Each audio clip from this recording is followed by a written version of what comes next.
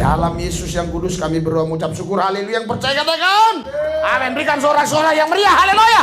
Haleluya. Haleluya. Haleluya. Lebih meriah lagi. Haleluya. Semangat anak muda. Haleluya. Ini nih orangnya nih. Ini siapa, Pak? Ini orang yang suka. Haleluya. Yang percaya katakan amin. Kalau mengenal musuh, nah ini ada yang sangat perlu diperhatikan karena menurut saya lebih sulit mengenalin musuh, ya kan? Kenapa? Karena Alkitab jelas mengatakan iblis itu menyamar sebagai malaikat terang. Ya, jadi di sini saudara sebagai malaikat terang, tapi sesungguhnya dia iblis. Yang mana ha? Yang mana? Yang anak mana ha? Ini tempat ngaji santri ya. Assalamualaikum. Ya, oke. Iya.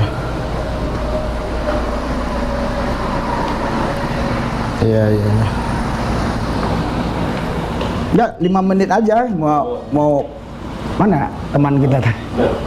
5 menit aja. Dari mana, Pak ini? Dari Semarang. Dari mana, Pak ini? Dari Semarang. Iya, Bang. Nah, ini yang sepertinya agak kesulitan kita untuk bisa mengenali musuh ini ya.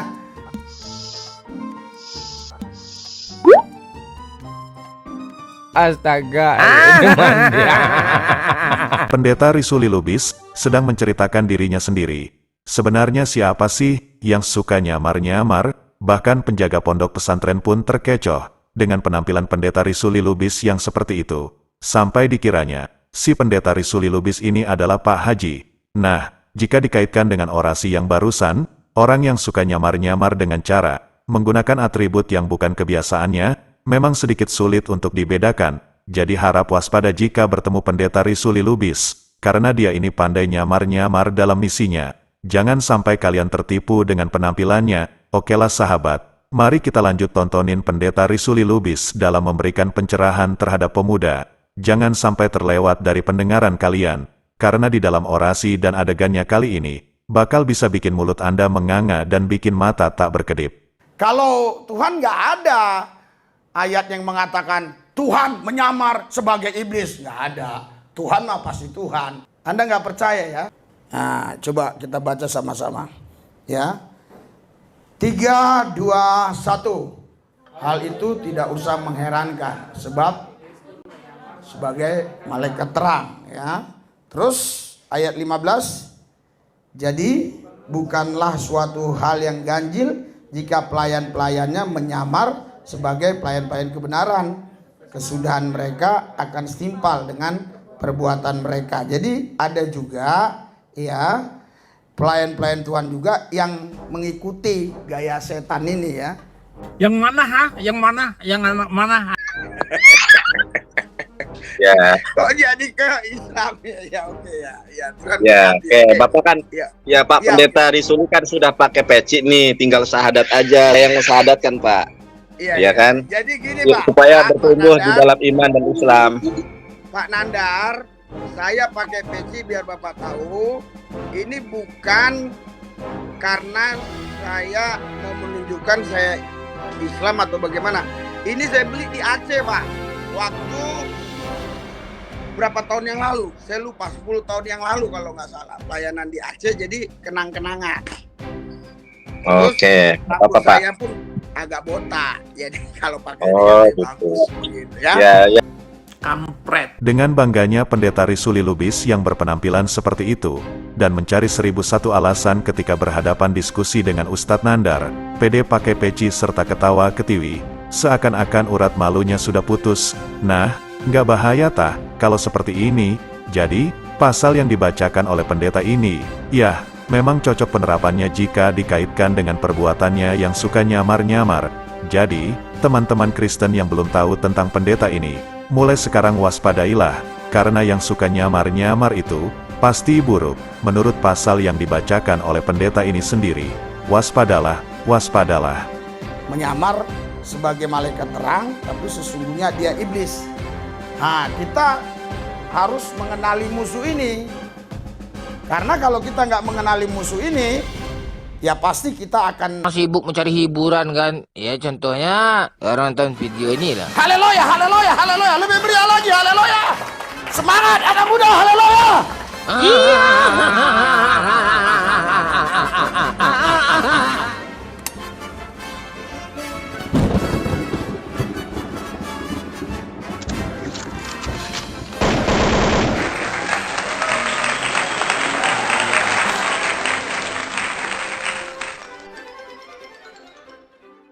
Okelah sahabat beriman, masih terkait urusan nyamar-menyamar, sekarang kita langsung tontonin bagaimana cara Pendeta Risuli Lubis memberikan motivasi kepada pemuda agar mewaspadai musuh yang sebenarnya atau mewaspadai para penyamar-penyamar, terus fokus dengan ucapannya supaya nggak gagal paham. Yang suka berpikir, nikmati saja orasinya. Yang masih nonton sambil bawa doktrin, ya silakan turuti ucapan pendeta ini.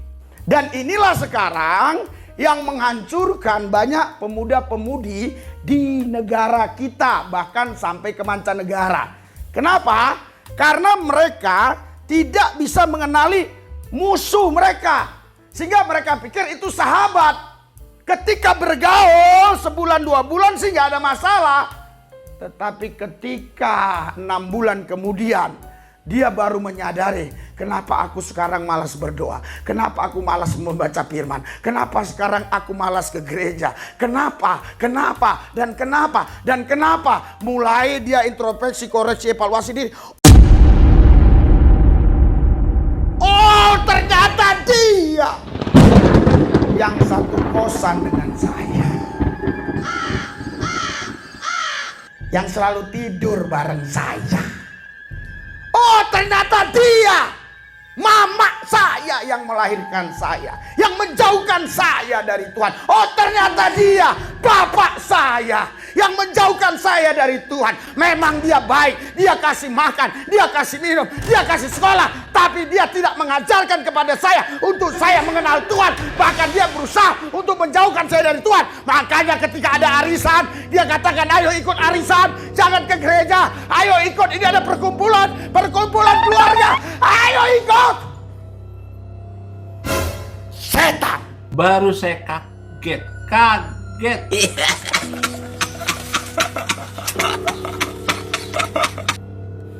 Tapi tahukah saudara itu setan? Tahukah?